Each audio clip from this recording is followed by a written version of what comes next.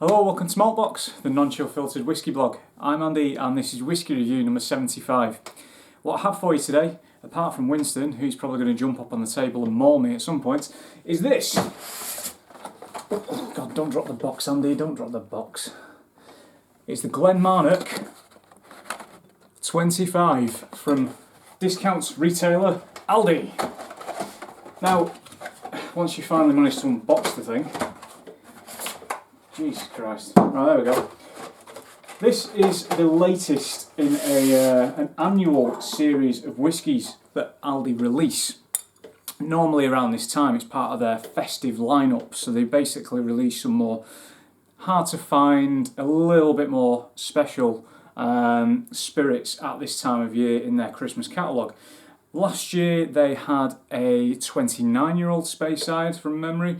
The year before that they had a 1988, unless I'm getting those two confused. But was it the 88 and 29 before?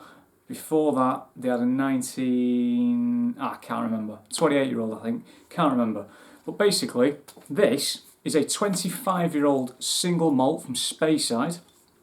There it is out of the box in all its little stumpy glory. And I might as well get it out of the way. This thing will set you back £39 and 99p, under 40 quid.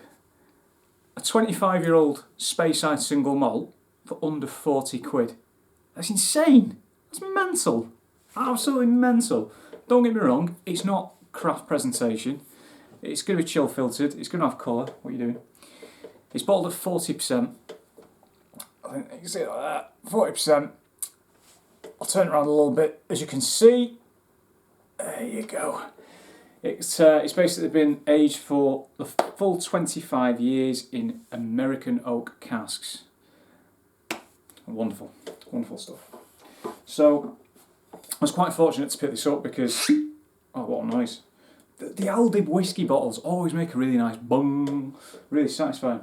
Yeah, I was quite fortunate to pick this up at my local Aldi because it was the last one. They now have a little bit more stock, but they are getting harder and harder to find because at 40 quid for a 25-year-old single malt, everyone and their mum's getting in on it. So, without further ado, there's the spirit in the glass there for you. No tears immediately forming. Oh yeah, there's some on that side. So, I mean, just to be open and honest, I mean, I've tried some already. I like to do that before I review things. And, you know, I mean, the mouthfeel on this, you're not going to be getting like olive oil. It's going to be relatively thin, I suppose, compared to some whiskies.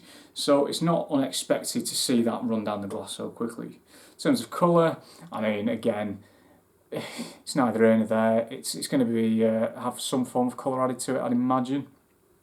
But they could have gone and done a full Dalmore, and basically just chopped full of it. So it's like, you know, colour of tar.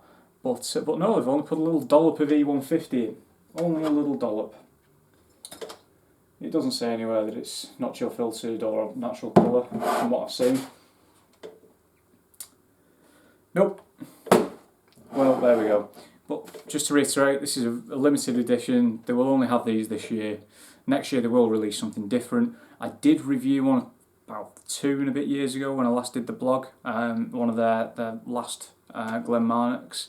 Which I'm sure off the top of my head was a 28-year-old, and that was bottled at like 43 point something %, I think, and it was amazing. It was phenomenal for the money. I could not believe it. So let's see if this is the same. On the nose.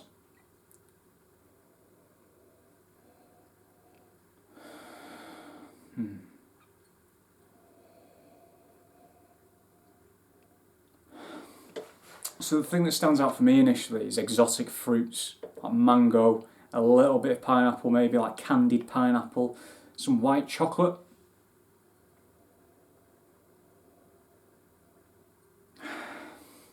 Ripe banana, cherries,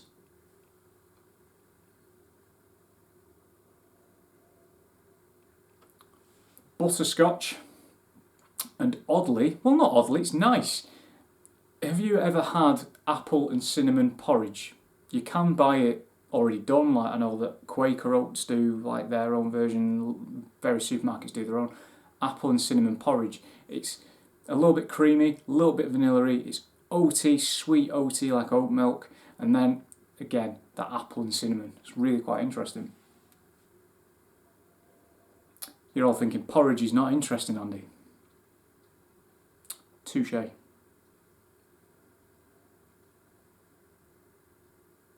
little bit of pepper. It's slightly creamy, and just at the end,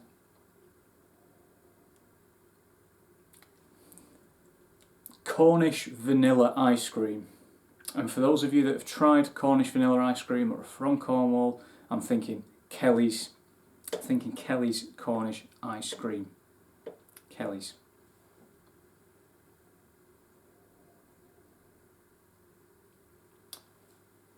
It's different to normal vanilla ice cream. It's usually made with clotted cream in there as well. If you've not had clotted cream, I urge you to try Cornish clotted cream. It is phenomenal. It's intense, rich, thick, insanely creamy. If you finish a pot, your arteries will clog and an ambulance will need to be called. But it's worth it. It's really nice. So it's vanilla ice cream. It's so much richer and denser.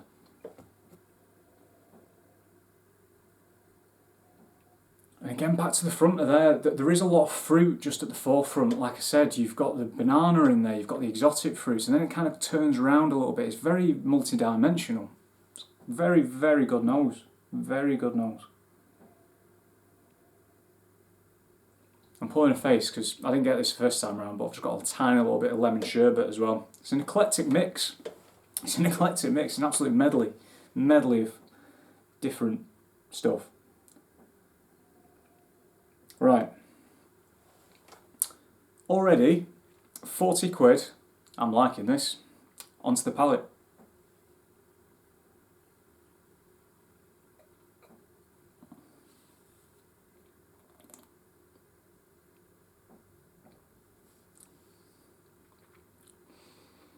And do you know what, the mouthfeel's not actually too bad.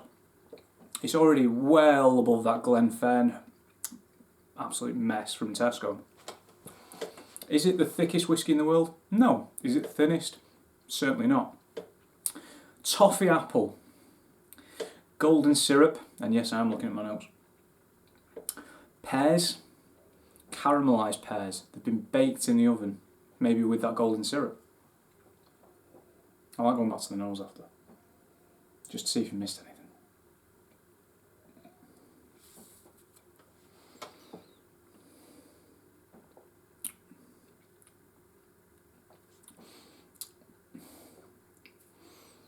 Chocolate pastries.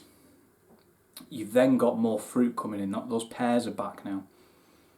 Arguably, maybe some of the exotic fruit just as it's going into the finish.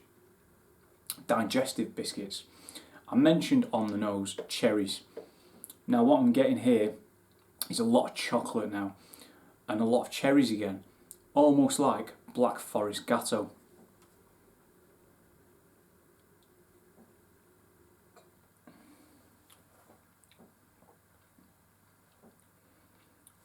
Yep, digestive biscuits, Black Forest Gatto. And then, oddly, there's more vanilla, but it's a little bit earthy as well, like vanilla tobacco. I used to smoke roll-up cigarettes. I don't smoke anymore. And I used to smoke sometimes cherry tobacco and vanilla tobacco. And that is, without lighting it up, I don't want to, I just don't want to. I don't want to light this up, 3rd-degree burns. It's kind of got that earthiness, but yeah, it's still got that lightning vanilla, so you've got like, it's really just hard to describe. It's earthy, and yet up there you've got your nice light vanillas. Really, really good. The finish, actually quite long. It doesn't stamp out straight away. I'm still feeling it a little bit. It's still bringing a nice warmth to the throat. It's a little bit spicy. You've got that chocolate in there, maybe a little bit of coffee, and the oak influence is starting to come in again. Do you know what? That is a belting little dram. That is really good. I find it insane how they can charge 40 quid for a 25-year-old Speyside single malt. And that is not an invitation to stop, Aldi. If you're watching this, please don't stop, because you are putting a lot of the competition to shame. It goes to show you that some of the larger companies, shall we say, in the whisky industry could learn a thing or two from Aldi. They'll be buying it in huge amounts to sell it for this cheap. Don't get me wrong, but I mean my God, that is actually really, really good. I don't know which distillery it's from. I cannot pinpoint which distillery this is from, if I'm being perfectly honest. Some distilleries carry traits that you can identify. I like to think I can find Glen Marnoch when it's out there quite easily. Watch this, it'll be Glen Marnoch now. I look like a right dickhead. But this is just genuinely good, honest whiskey. It's not honest in the sense that it's got craft presentation, it's cask strength, single cask, non-chill filtered, not coloured and whatever else. But what do you expect? It's a 25-year-old single malt for $39.99. This will make a fantastic Christmas present at this time of year. If you're watching this review because you've seen it in Aldi and you're not too sure, you're thinking of maybe getting it for your dad, your husband, your wife, whoever it may be, get it. You won't regret it. 40 quid, you will not regret it. Particularly if you give it a couple of weeks once it's first been opened. I've had this open for a couple of weeks now. And it really gives it that nice depth and sweet intensity. It's like a dessert trolley in a bottle. Really, really great whiskey. And on that note, onto the score. I'm going to give this whiskey a 7.5 out of 10. You might think, well, you said it's really good. Why not 8, 9 or 10? Because as I explained when I started this new double-digit scoring system, I'm going to be a bit harsher on whiskey. I'm going to be a bit harsher on whiskies, their presentation. In terms of value for money, this thing is phenomenal value for money. Genuinely phenomenal value for money. I'm going to get another one, maybe another two, I'll be honest. For me, it's kind of like the fact that it is chill filtered, it's 40%, it's going to have added colouring. And, is it the best whiskey in the world? Is it the best whiskey that I've ever tried? No, but it's good value for money, and 7.5 out of 10 is a belting score in my new scale. So, on that note, thanks very much for watching. See you soon.